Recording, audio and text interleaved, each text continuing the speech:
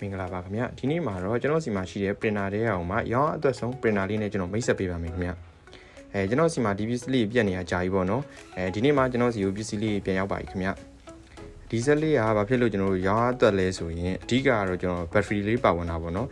battery ပါဝင်တဲ့အတွက်ကြောင့်ကျွန်တော်ဒီဝေးသွားတဲ့လူတွေအတွက်အဆင်ပြေပါတယ်ကျွန်တော်ဒီ delivery ပို့တဲ့လူတွေအတွက်လည်းပို့ပြီးတော့အဆင်ပြေပါတယ်ခင်ဗျနောက်တစ်ခုရှိတာကကျွန်တော်နယ်ဘက်တွေပေါ့နော်နယ်ဘက်တွေဆိုလျှက်စင်မိမရဘူးအဲ့လိုနယ်ဘက်တွေအတွက်လည်းပို့အဆင်ပြေတယ်နောက်တစ်ခုကကျွန်တော်ဒီမျိုးပေါ်ရုံမှာမီးအရန်ခဏပြက်တဲ့